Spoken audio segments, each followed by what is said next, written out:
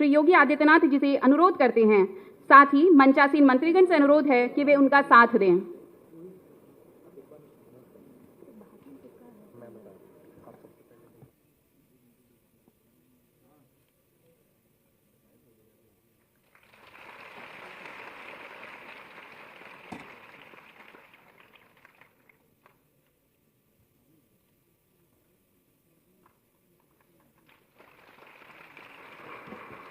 तमसो मां ज्योतिर्गमय। यह दीप केवल एक लौ नहीं बल्कि हमारे समाज में आशा, प्रगति और सम्मान का एक नया प्रकाश है जो हर अंधकार को मिटाकर उजाले की राह दिखाता है।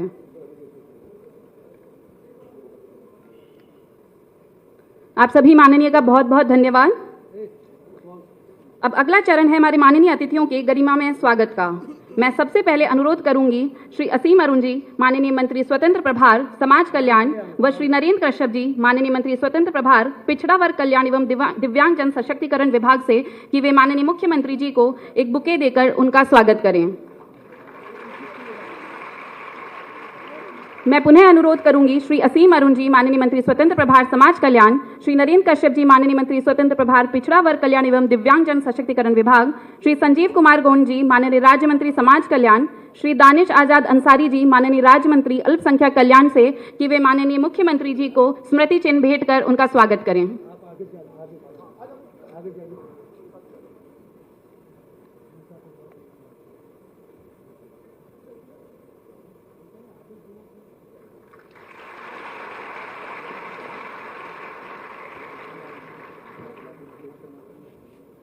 आप सभी का बहुत बहुत धन्यवाद।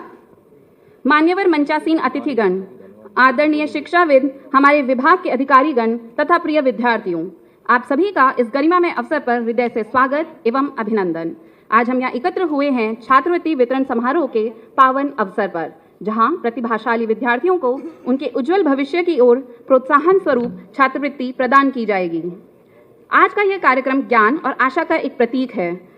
मैं सबसे पहले आमंत्रित करना चाहूंगी श्री संजीव कुमार गोंड जी, माननीय राज्य मंत्री समाज कल्याण को, कि वे आएं और अपने आशीर्वचनों से हम सबको अनुग्रहित करें।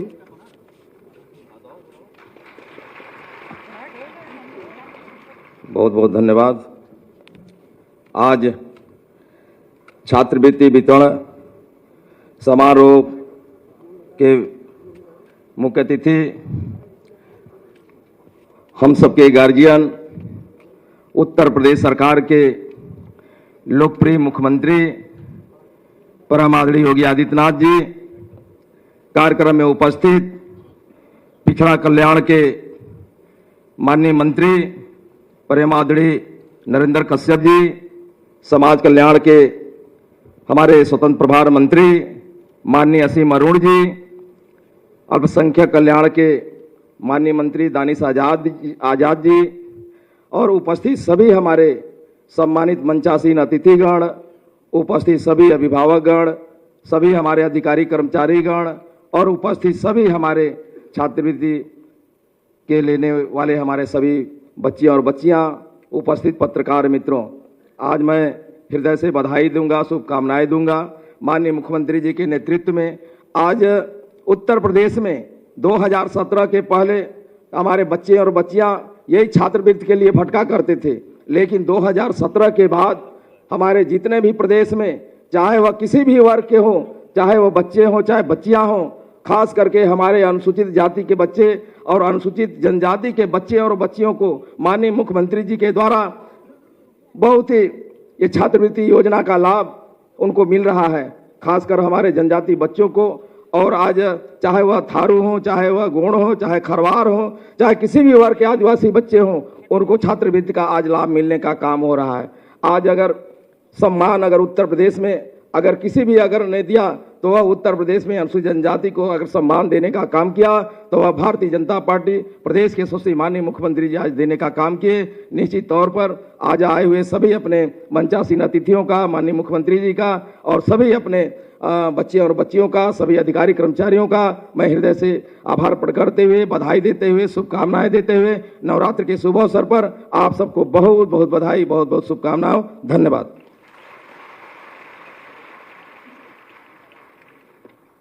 बहुत बहुत धन्यवाद माननीय। अब मैं आमंत्रित करना चाहूंगी श्री दानिश आजाद अंसारी जी, माननीय राज्य मंत्री अल्पसंख्यक कल्याण से, कि वे अपने आशीर्वचनों से हमें अनुग्रहित करें।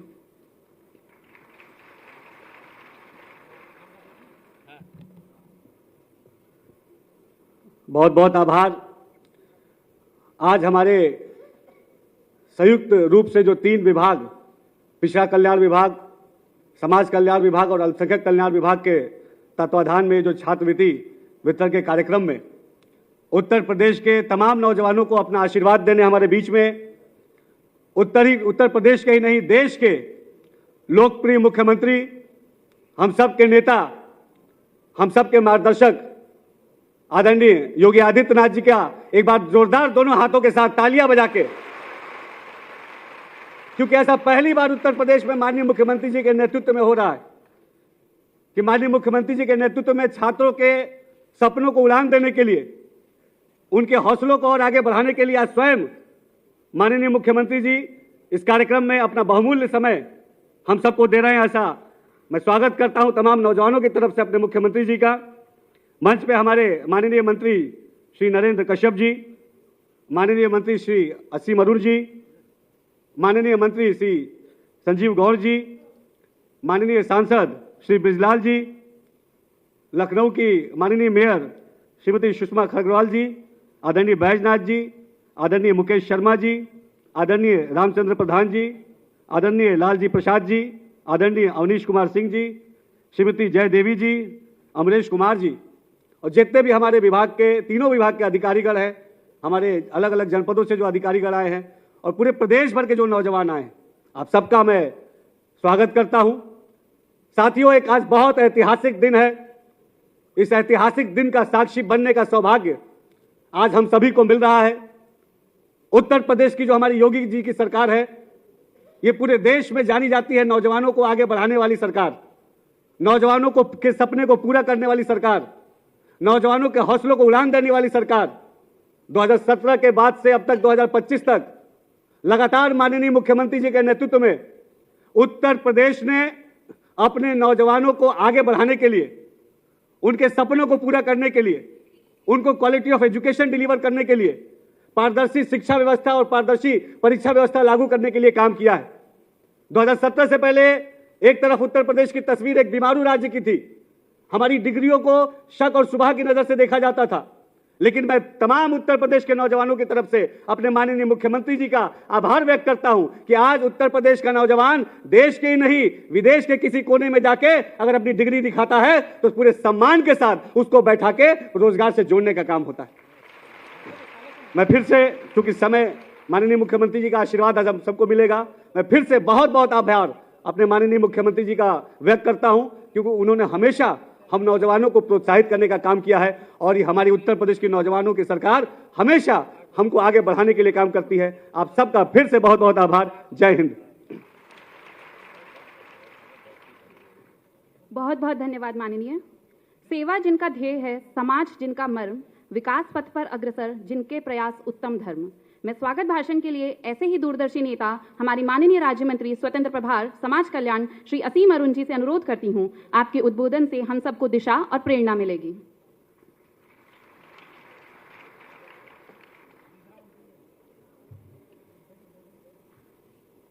बहुत बहुत धन्यवाद।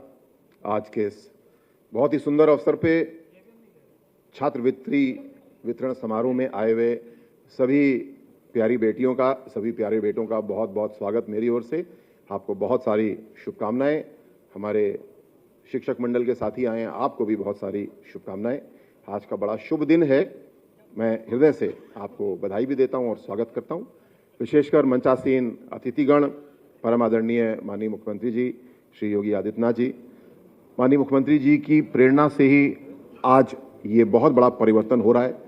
सामान्यतः हमारे बच्चे जानते हैं, हमारे शिक्षक साथी जानते हैं, ये छात्रवृत्ति फरवरी मार्च में जाकर के मिला करती थी और आज 4 लाख से ज़्यादा बेटों को केवल माननीय मुख्यमंत्री जी के इनिशिएटिव पे, आपके निर्देश पे ये काम 3 महीने पहले पूरा किया जा रहा है। मैं चाहूँगा जोरदार तालियों से माननीय मुख्यमंत्री का हम सब धन्यवाद दें। आज के कार्यक्रम में मुख्य आयोजक की भूमिका निभा रहे आदरणीय श्री नरेंद्र कश्यप जी, हमारे माननीय मंत्री पिछड़ा वर्ग कल्याण, दिव्यांग विभाग कल्याण की जिम्मेदारी भी आपके पास है। श्री संजीव गोंड जी, राज्य मंत्री समाज कल्याण, विशेष रूप से जनजाति कल्याण की ओर संजीव जी ध्यान दे रहे हैं। श्री दानिश आजाद अंसारी जी, परम आदरणीय श्री बिजलाल जी, आदरणीय बहन सुषमा खरकवाल जी, श्री बैजनाथ रावत जी, आदरणीय श्री मुकेश शर्मा जी भाई साहब, आदरणीय श्री रामचंद्र प्रधान जी, श्री लालचंद निर्मल जी भाई साहब, आदरणीय अवनीश जी, आदरणीय जयदेवी जी, आदरणीय अमरीश कुमार जी, सभी का पुनः बहुत बहुत स्वागत। आज कक्षा 9, 10, 11, 12 4 कक्षाओं की बेटों को करीब 4 लाख से ज़्यादा बच्चों को आज छात्रवृत्ति का वितरण माननीय मुख्यमंत्री जी द्वारा बटन दबा करके किया जाएगा। ये हम सब के लिए बड़े गौरव की बात है।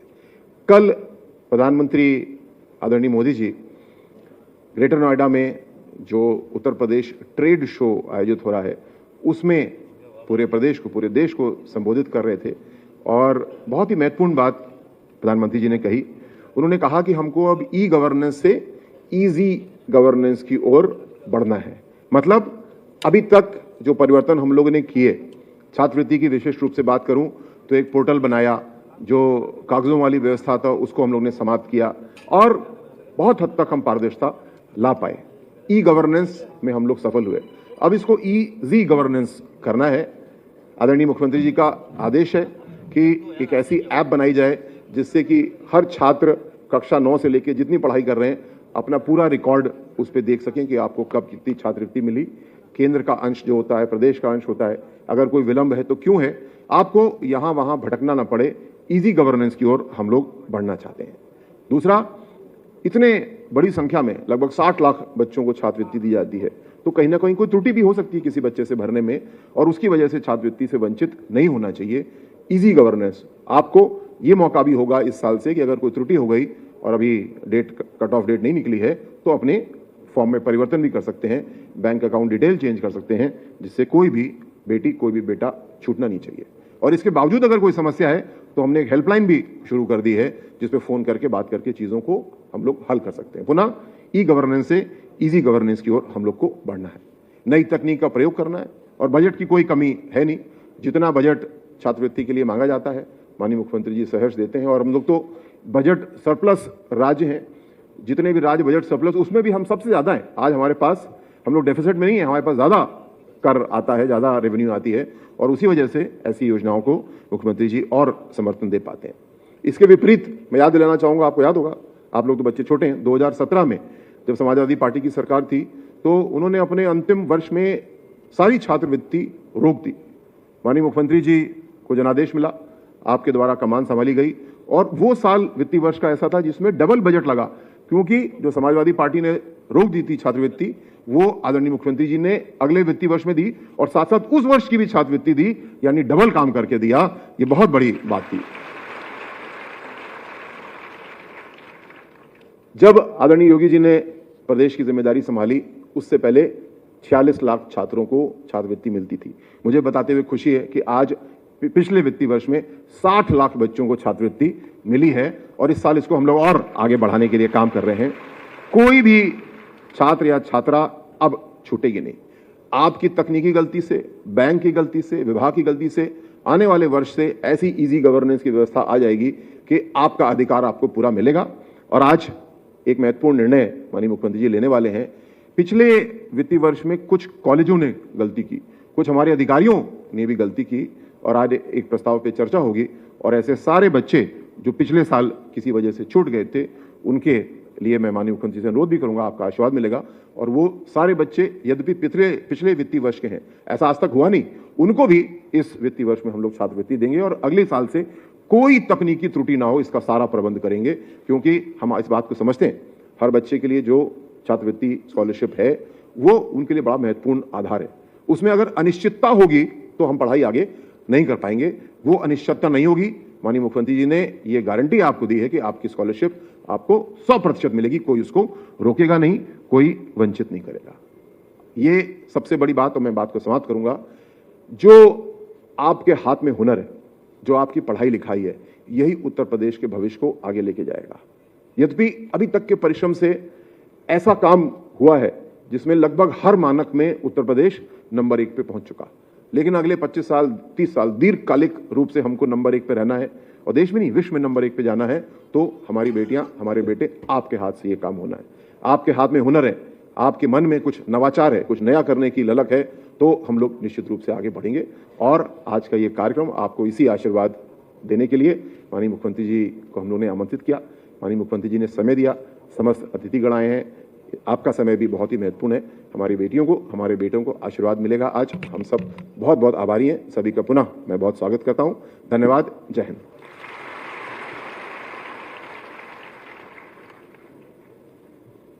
धन्यवाद माननीय। सपनों को साकार करने की जो दृष्टि रखते हैं, विकास की धारा को जो दिशा देते हैं, ऐसे दूरदर्शी नेता माननीय मंत्री पिछड़ा वर्ग कल्याण एवं दिव्यांग जन सशक्तिकरण विभाग श्री नरेंद्र कश्यप जी हमारे बीच हैं। माननीय, मेरा निवेदन है आप मंच पर आएं और अपना आशीर्वचन हमें प्रदान करें।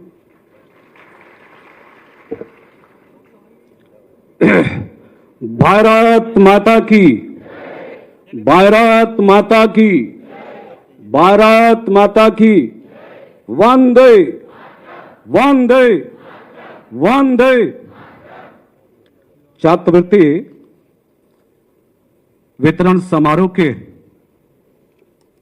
इस अत्यंत महती अवसर पर हम सबके मध्य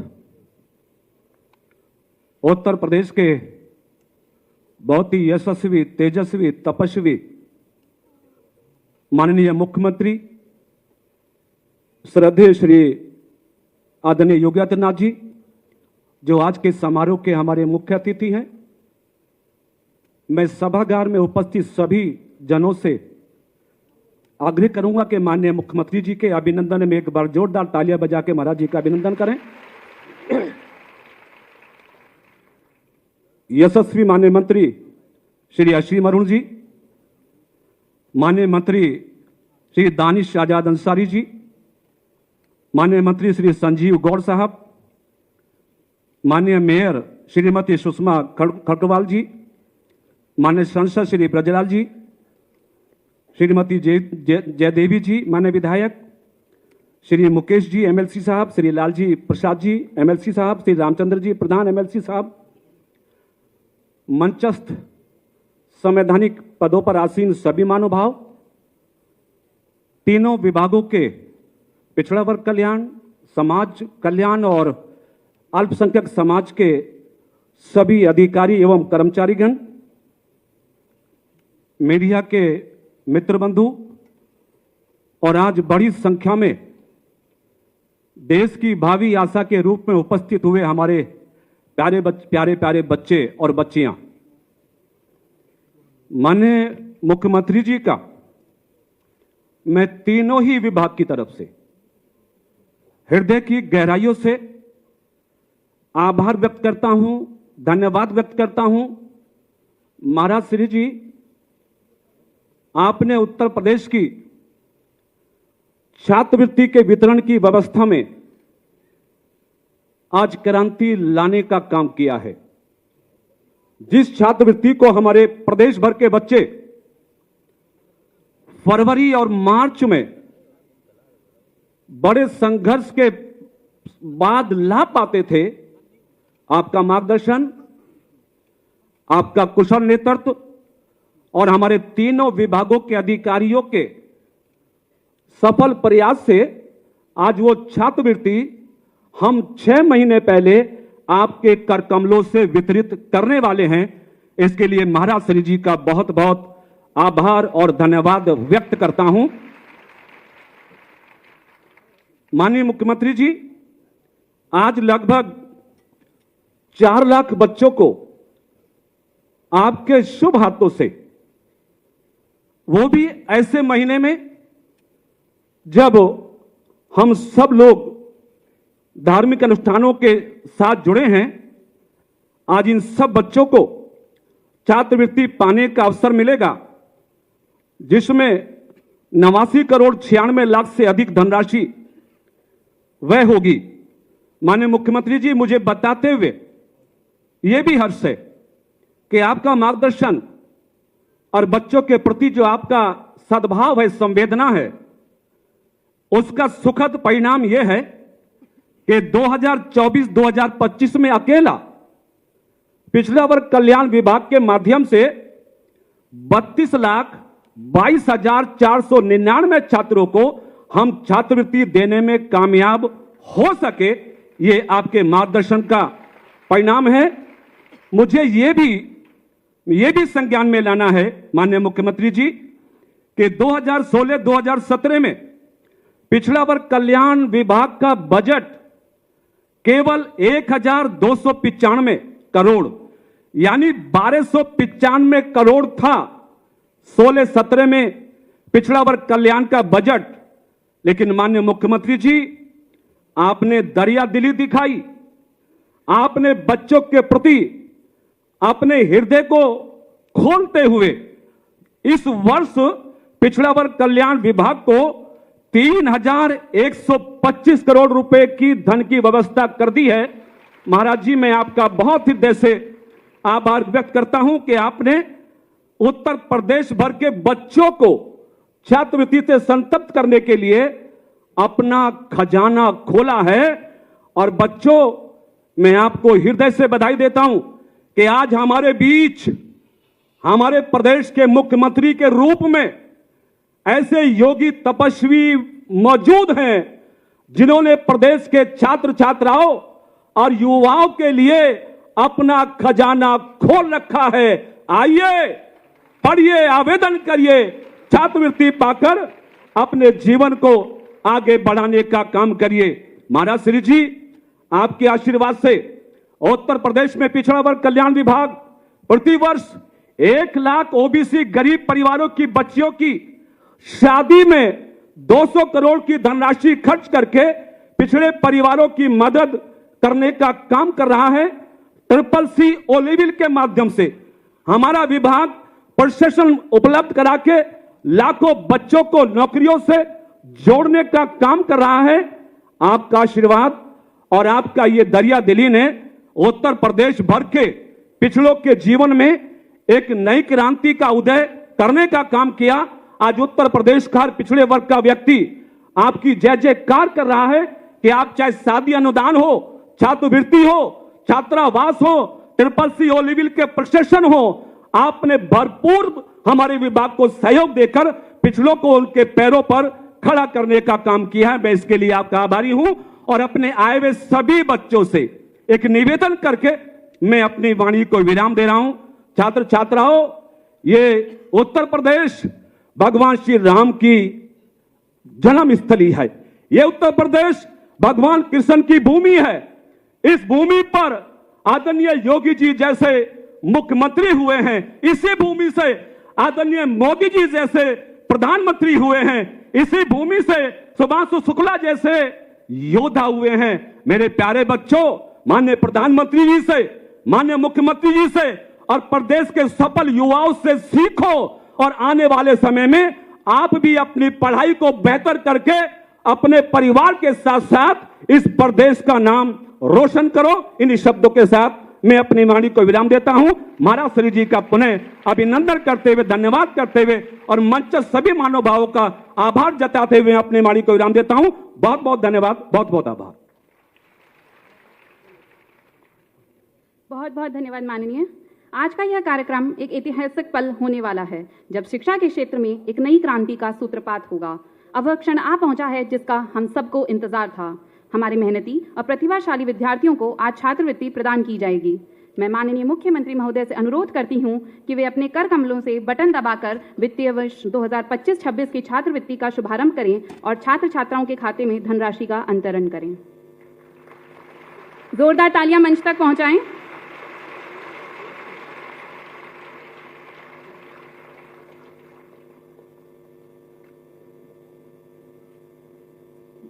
बहुत बहुत धन्यवाद आप सभी का माननीय।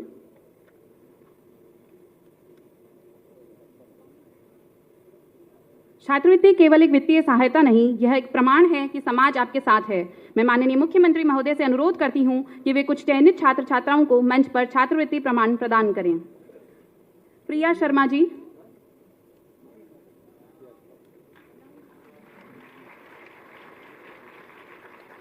शीतल कश्यप जी,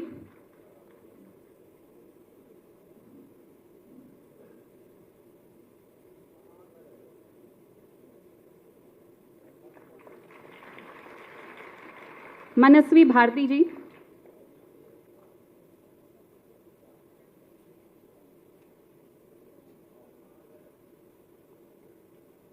अनमता जी,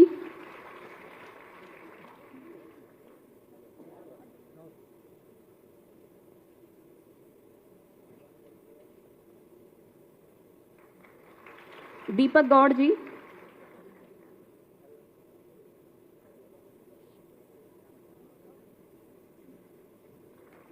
शिवा कुमार जी,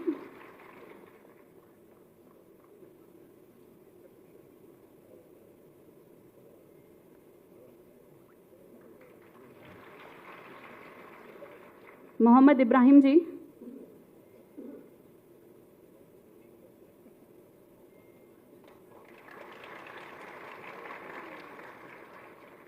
साक्षी चौरसिया जी,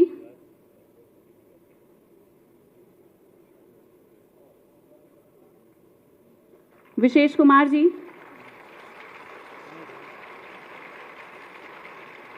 विष्णु कुमार जी,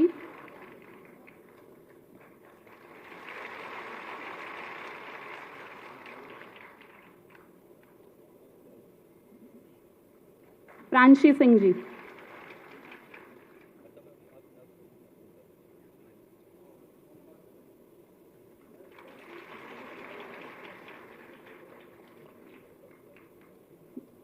बहुत बहुत धन्यवाद माननीय। एक बार जोरदार तालियां इन सभी छात्र छात्राओं के लिए। सिंह गर्जना सी वाणी, हिम शिखर सा धैर्य है, नेतृत्व जिनका दीप है, उज्जवल पथ का वैराग्य है।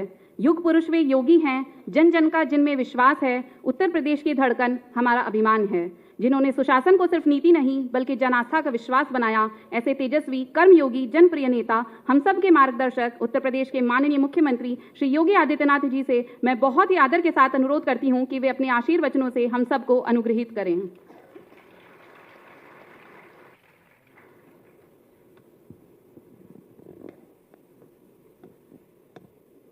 भारत माता की।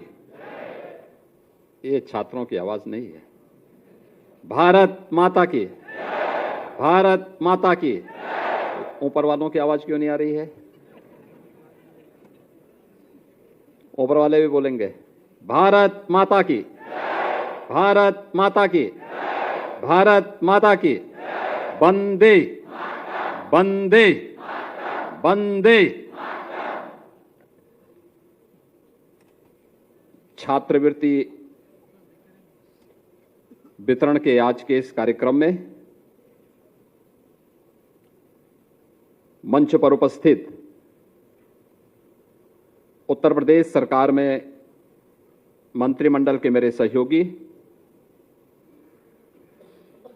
पिछड़ा वर्ग कल्याण और दिव्यांगजन सशक्तिकरण विभाग के मंत्री श्री नरेंद्र कश्यप जी, समाज कल्याण विभाग के मंत्री श्री असीम अरुण जी, अल्पसंख्यक कल्याण वक्फ और हज विभाग के राज्य मंत्री श्री दानिश आजाद अंसारी जी, समाज कल्याण अनुसूचित जाति और जनजाति कल्याण विभाग के राज्य मंत्री श्री संजीव गौड़ जी, अनुसूचित जाति जनजाति आयोग के अध्यक्ष श्री बैजनाथ रावत जी, लखनऊ की महापौर श्रीमती सुषमा खड़गवाल जी, राज्यसभा के माननीय सांसद श्री ब्रजलाल जी,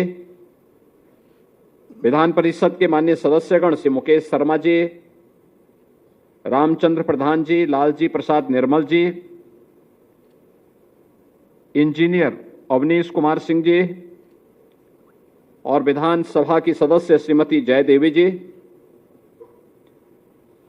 पिछड़ा वर्ग कल्याण, दिव्यांग जन सशक्तिकरण विभाग, समाज कल्याण विभाग, अनुसूचित जाति जनजाति कल्याण विभाग और अल्पसंख्यक कल्याण विभाग से जुड़े हुए हमारे सभी अधिकारीगण और प्रदेश के अलग अलग कोनों से यहां पर उपस्थित हमारे प्यारे छात्र छात्राएं, प्रदेश के अलग अलग संस्थानों में उपस्थित वहां के सभी प्रधानाचार्यगण, समाज कल्याण विभाग के अधिकारीगण, पिछड़ा वर्ग कल्याण विभाग और अल्पसंख्यक कल्याण विभाग के सभी अधिकारीगण और प्यारे बच्चों,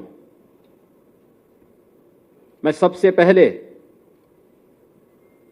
छात्रवृत्ति वितरण की शुभारंभ के अवसर पर आप सभी को हृदय से बधाई देता हूं और चूंकि शारदीय नवरात्रि चल रही है और शारदीय नवरात्रि के अवसर पर जगत जननी मां भगवती की कृपा से आज यह छात्रवृत्ति वितरण का शुभारंभ हो रहा है, जिसमें 4 लाख से अधिक छात्र छात्राएं अपना स्कॉलरशिप और शुल्क प्रतिपूर्ति प्राप्त कर रहे हैं। अब इस सिलसिला हमने इसलिए शुरू किया है कि जिससे समय से सभी छात्रों को उसकी स्कॉलरशिप और शुल्क प्रतिपूर्ति समय पे प्राप्त हो सके, इसके लिए इसकी शुरुआत करने के लिए मैं स्वयं आज यहां पे आपके बीच आया हूं।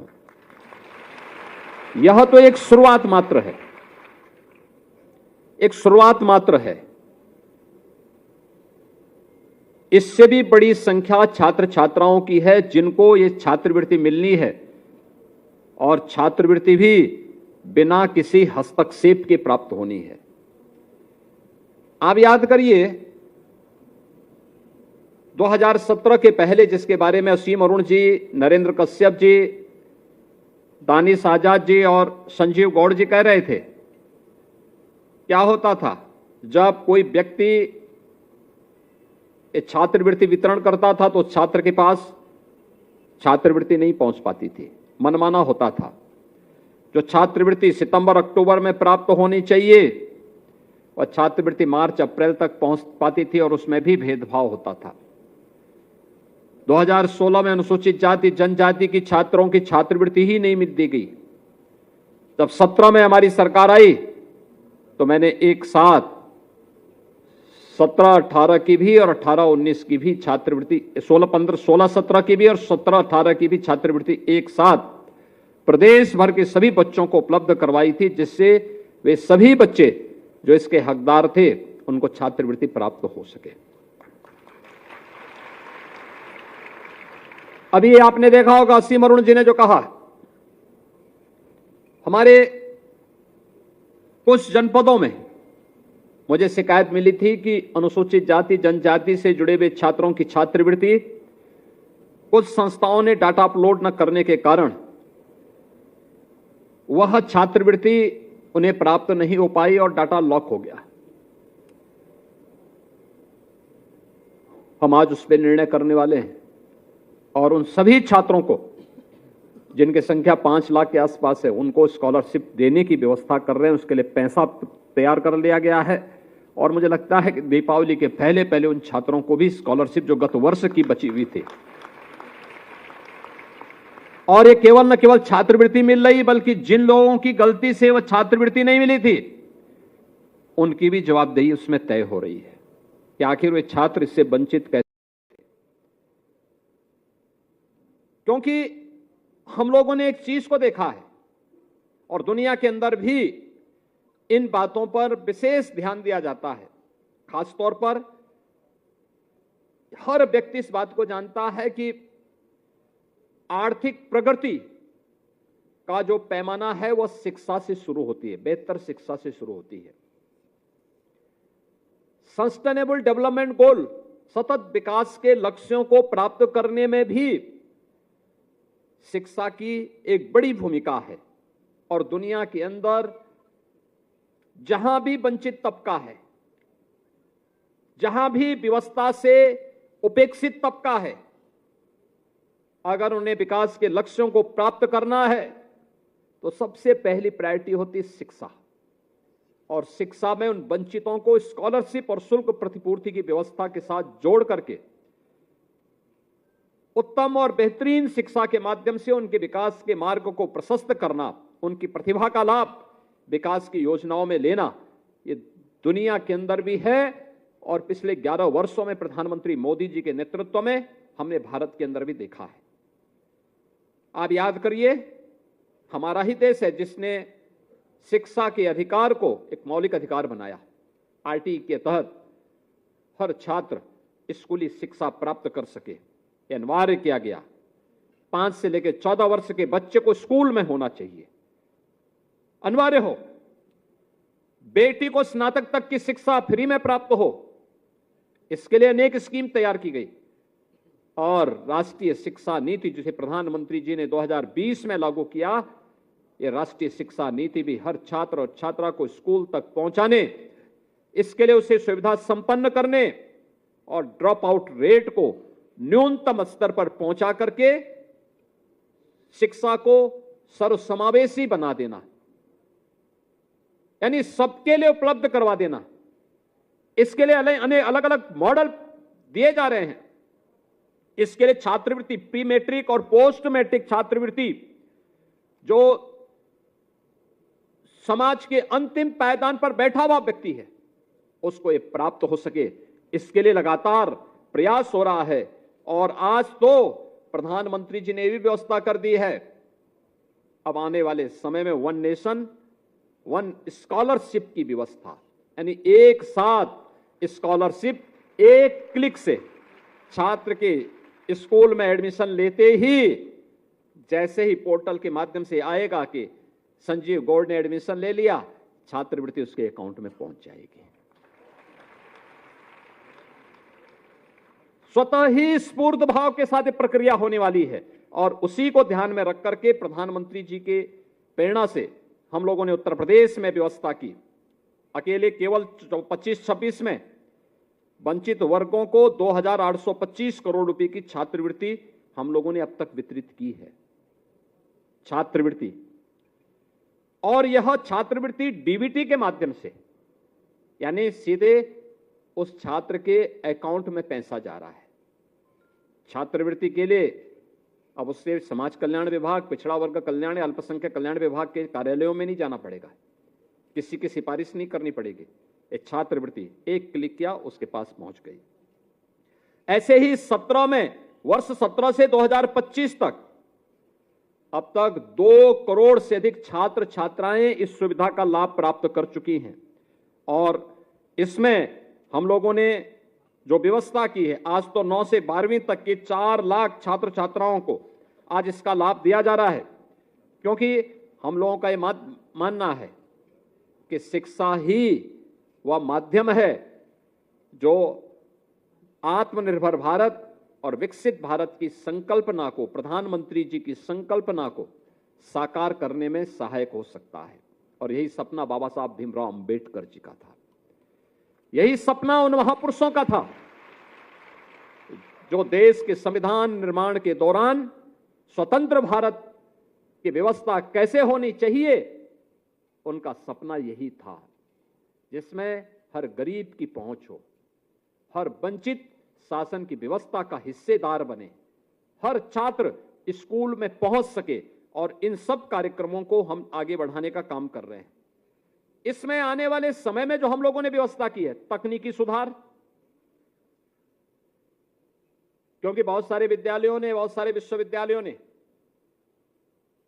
वे समय पर डाटा अपलोड नहीं करते, छात्रवृत्ति के बारे में सही जानकारी नहीं देते, और एक बार डाटा लॉक हो गया तो उसके बाद फिर उसको खोलना दिक्कत होता है। छात्रवृत्ति पोर्टल को आर्टिफिशियल इंटेलिजेंस आधारित वेरिफिकेशन सिस्टम के साथ जोड़ना है, यानी मनुष्य का हस्तक्षेप कम हो जाए, बंद हो जाए। छात्र ने एडमिशन लिया, स्कॉलरशिप उसके तक पहुंच जानी चाहिए, स्वतः स्फूर्त भाव के साथ पहुंचनी चाहिए, व्यक्ति का हस्तक्षेप न्यूनतम हो। मोबाइल ऐप के जरिए छात्र भी और अभिभावक भी रियल टाइम ट्रैकिंग सुविधा से जुड़ सके, उसको पता होना चाहिए कि उसकी छात्रवृत्ति कब तक आ रही है। मोबाइल ऐप उसको बता देगा कि उसकी छात्रवृत्ति के लिए जो भी डाटा है वो सही ढंग से उसका वेरिफिकेशन हो गया है, अब पैसा आने वाला है और छात्र आराम से निश्चिंत होकर के अपनी पढ़ाई कर सके। ये हमारी इस योजना के तहत कार्य करना है और इसमें ग्रामीण और पिछड़े क्षेत्रों में व्यापक जन जागरूकता अभियान के साथ पात्र और छूटे हुए छात्रों को इसके साथ जोड़ना, मेंटरशिप और कैरियर गाइडेंस कार्यक्रम को जोड़ करके छात्रवृत्ति को और प्रभावी बनाना, एक छात्र एक स्कॉलरशिप की अवधारणा को लागू कर सभी योजनाओं का एकीकरण करना, प्रदर्शन आधारित अतिरिक्त प्रोत्साहन देकर छात्रों को उच्च शिक्षा तक पहुंचने के लिए प्रेरित करना, यानी यहीं पे नहीं सीमित रहना है, उन्हें प्रोत्साहन करने के लिए अतिरिक्त, उन्हें आगे बढ़ने के लिए अतिरिक्त प्रोत्साहन और उच्च शिक्षा की डिग्री हासिल करने के लिए दुनिया के तमाम अच्छे प्रतिष्ठित संस्थानों में, विश्वविद्यालयों में वह प्रवेश ले सके, इसके लिए अतिरिक्त व्यवस्था इसके साथ देना और सीएसआर की भूमिका भी, जिसमें कॉर्पोरेट सोशल रिस्पांसिबिलिटी के माध्यम से, सीएसआर के माध्यम से भी के साथ भी इसको जोड़ने की प्रक्रिया के साथ जोड़ना। यह एक प्रक्रिया प्रदेश सरकार ने इसके माध्यम से बनाने के साथ आगे तैयार किया है।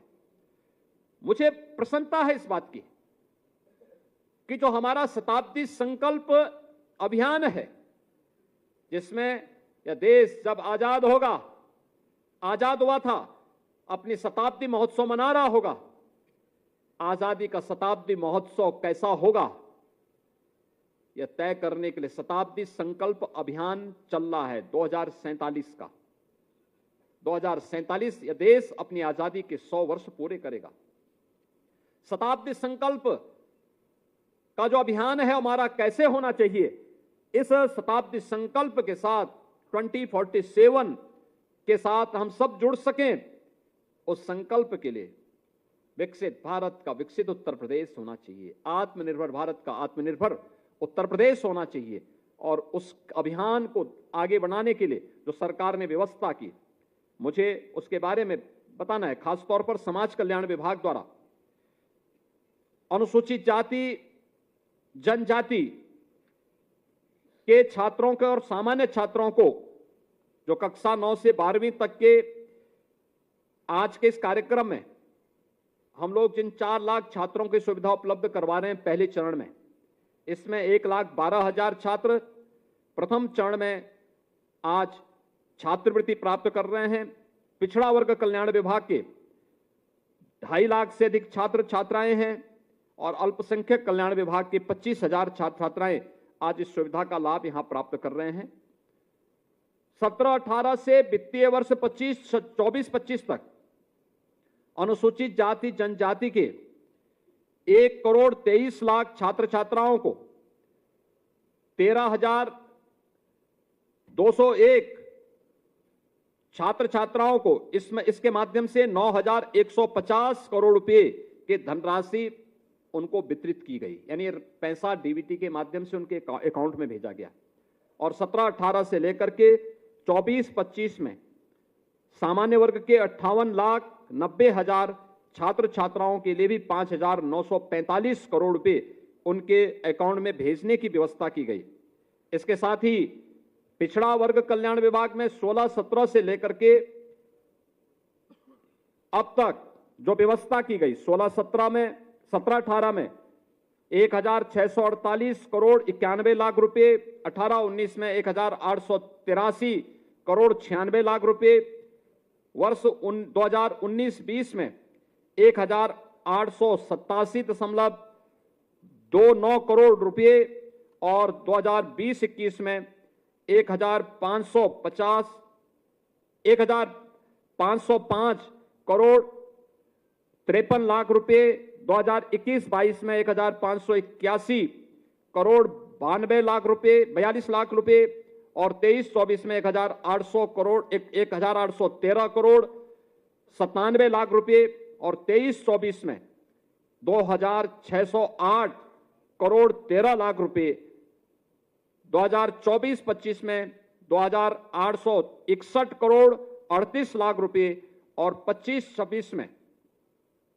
हम 3,124 करोड़ 45 लाख रुपए, यानी 17-18 में हम स्कॉलरशिप देते थे 1,648 करोड़ और आज 25-26 में स्कॉलरशिप दोगुनी हो चुकी है, लगभग यानी 3,124 करोड़ 45 लाख रुपए का वितरण अनुसूचित पिछड़े वर्ग के छात्रों को उपलब्ध करवाने की कार्रवाई की जा रही है। यानी यह बताता है कि सरकार के द्वारा लगातार इस राशि में वृद्धि करते हुए उन छात्रों को इस योजना के साथ जोड़ने का कार्य भी हुआ है और इसके माध्यम से तमाम प्रकार की हम लोगों ने व्यवस्था के साथ उसे जोड़ने का काम किया है, जिसके माध्यम से तकनीक का बेहतर उपयोग करना, आर्टिफिशियल इंटेलिजेंस के माध्यम से वेरिफिकेशन की कार्रवाई को आगे बढ़ाना, डीबीटी के माध्यम से छात्रों के अकाउंट में पैसा सीधे जाए, बीच में कोई भी हस्तक्षेप किसी का न हो, यह व्यवस्था उसके साथ जोड़ने की कार्रवाई की गई है। और परिणाम क्या है कि प्रदेश के अंदर हम लोग आज पिछड़े वर्ग के ही छात्रों को देखेंगे तो 2,07,53,457 छात्र छात्राओं को पिछड़े वर्ग के 13,535 करोड़ रुपए से की अधिक की राशि 17-18 से 24-25 के बीच में वितरित हुई है। यानी सरकार इस मामले में लगातार पूरी प्रतिबद्धता के साथ कार्य कर रही है और इस कार्यक्रम के साथ हर छात्र छात्रा को जोड़ने का काम कर रही है।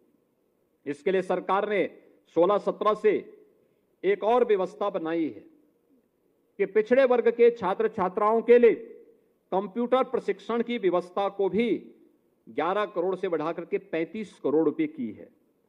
इसी के साथ छात्रावासों के अनुदान के लिए भी धनराशि की व्यवस्था की है और प्रदेश के अंदर अन्य कार्यक्रमों के साथ ही हम लोगों ने अल्पसंख्यक कल्याण से छात्रों के लिए भी, उनके छात्रों के लिए भी ये सभी प्रकार की व्यवस्थाएं प्रदेश के अंदर की हैं, जिसके माध्यम से वे सुविधा का लाभ ले सकें, अच्छी पढ़ाई कर सकें।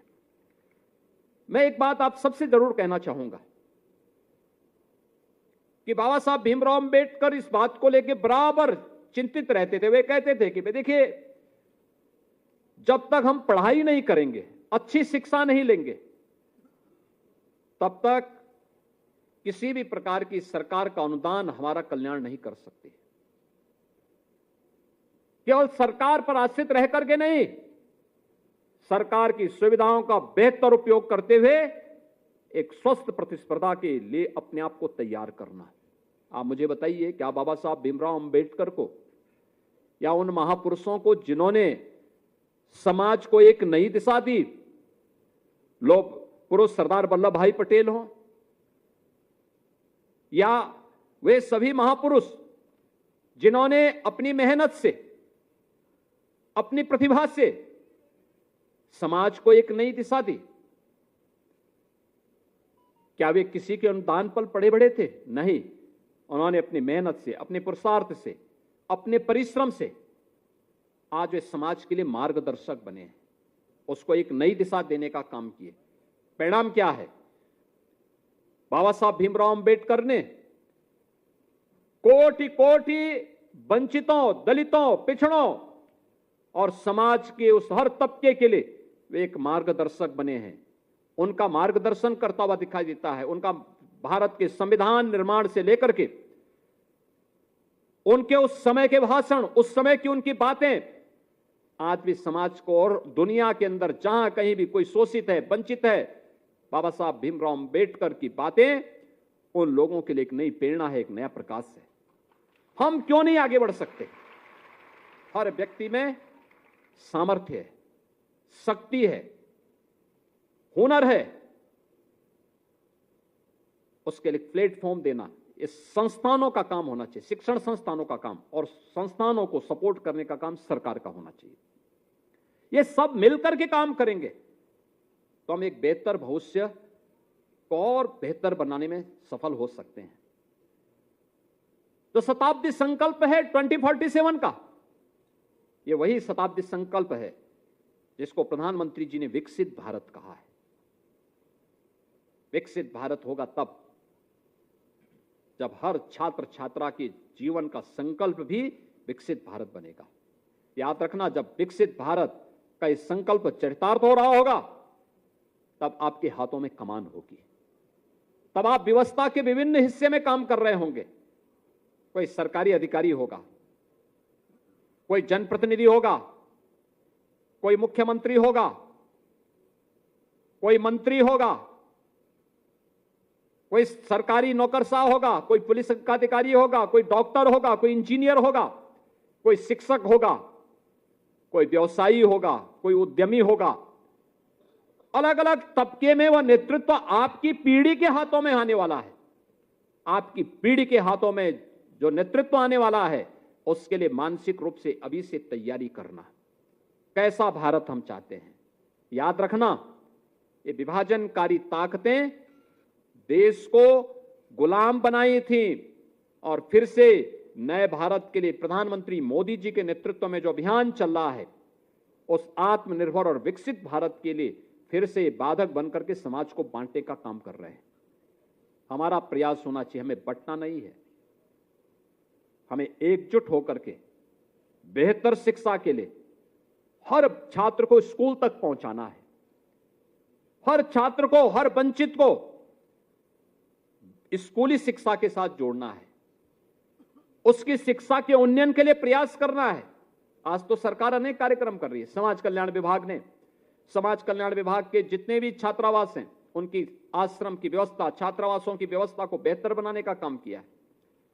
उनके सुंदरीकरण के कार्यक्रम, उनके मरम्मत के कार्यक्रम को अनुसूचित जाति, जनजाति और पिछड़ी जाति के साथ साथ हर गरीब, हर तबका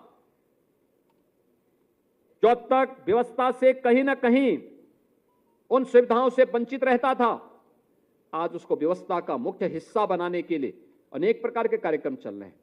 आपने देखा होगा अभ्युदय कोचिंग की व्यवस्था और समाज कल्याण विभाग के द्वारा संचालित कोचिंग, परिणाम क्या है? प्रतियोगी छात्रों की संख्या में आज इन कोचिंग संस्थानों में जिन लोगों ने कोचिंग ली है अभ्युदय कोचिंग से, समाज कल्याण विभाग के कोचिंग संस्थानों से, वे प्रतियोगी परीक्षाओं में सफलता का दर उनका निरंतर बढ़ता जा रहा है, निरंतर बढ़ता जा रहा है। हम लोग देखते हैं यूपीएससी का, Uttar Pradesh public service commission का, अधीनस्थ सेवा चयन आयोग का, तमाम अन्य आयोगों की परीक्षाओं में आज कैसे तैयारी होनी है, नीट के लिए, आईआईटी जेईई के लिए, किसी भी अन्य प्रतियोगी परीक्षा के लिए कैसे तैयारी होनी है, उसका प्लेटफॉर्म कोई उपलब्ध करवा रहा है। तो प्लेटफॉर्म उपलब्ध करवाने का काम अभ्युदय कोचिंग जैसे संस्थान कर रहे हैं, समाज कल्याण विभाग के संस्थान कर रहे हैं और छात्र उसमें सफलतापूर्वक आगे बढ़ने का काम कर रहा है। और इसीलिए मैं आप सबसे इस बारे में कहूंगा कि हमें हिम्मत से काम लेनी होगी, दृढ़ संकल्प के साथ आगे बढ़ना होगा। जो पाठ्यक्रम, जो स्कॉलरशिप आपको दी गई है, जो शुल्क प्रतिपूर्ति दी जा रही है, इसका लाभ अच्छी शिक्षा प्राप्त करने के लिए। अगल बगल देखिए, कोई छात्र अगर स्कूल जाने से वंचित रह गया, उसको बताइए स्कूल चलिए, स्कूल पढ़ लेगा, उसका भला हो जाएगा। सरकार की सुविधा का लाभ देना चाहिए। सरकार ने अनेक व्यवस्थाएं की हैं। आपने देखा होगा कस्तूरबा गांधी विद्यालय 8वीं तक चलते थे, अब 12वीं तक कर दिए गए।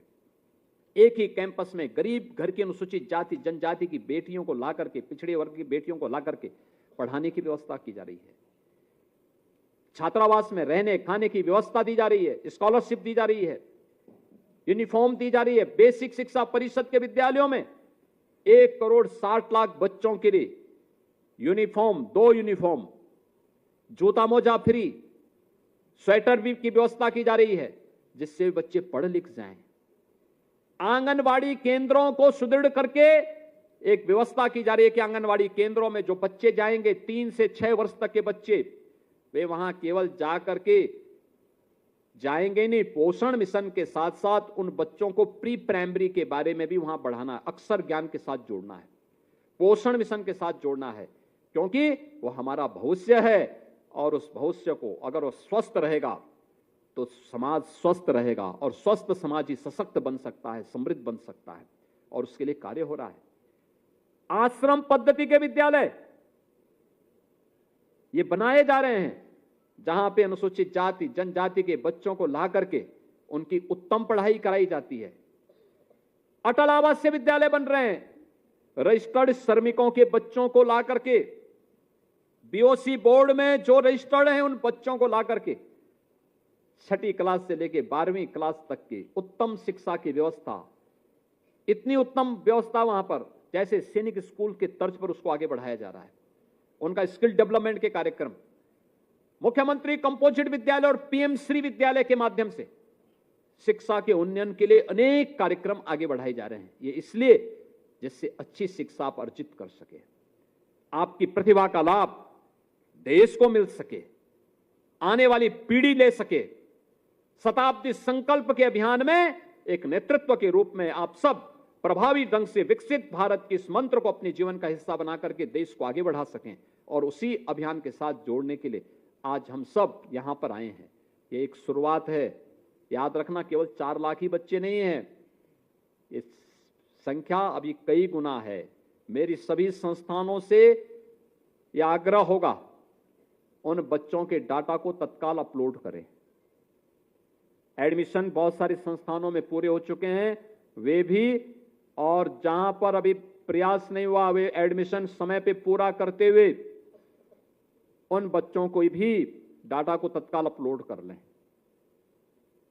जिससे हम इस प्रक्रिया को आगे बढ़ा सकें, समय पे बढ़ा सकें। हर छात्र को समय पे उसकी स्कॉलरशिप मिल सके, समय पे उसकी शुल्क प्रतिपूर्ति हो सके, समय पे सभी प्रकार की सुविधाएं उन्हें प्राप्त हो सकें, छात्र को इधर उधर भटकना ना पड़े।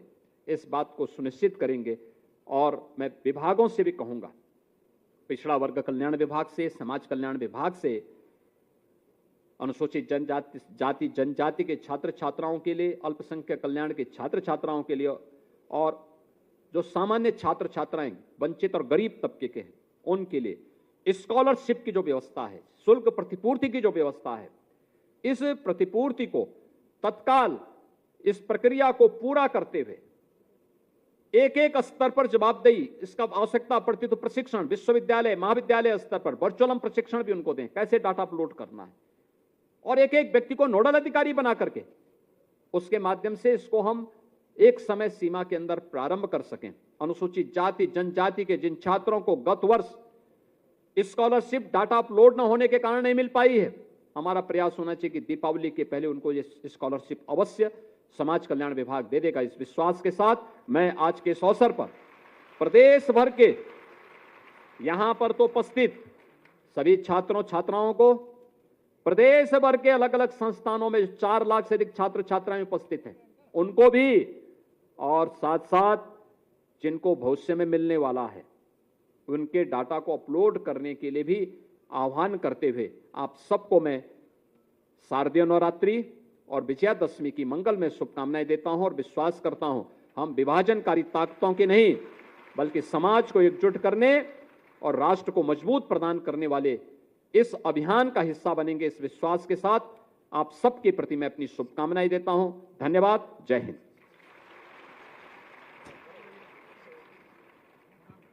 बहुत बहुत आभार माननीय। सरस्वती नमस्तुभ्यम वरदे काम रूपिणी विद्यारंभम करिष्यामि सिद्धिर्भवतु मे सदा। एक बार फिर हम सभी की ओर से आपका बहुत बहुत धन्यवाद माननीय मुख्यमंत्री योगी आदित्यनाथ जी। इसी के साथ ये गरिमा में समारोह अपने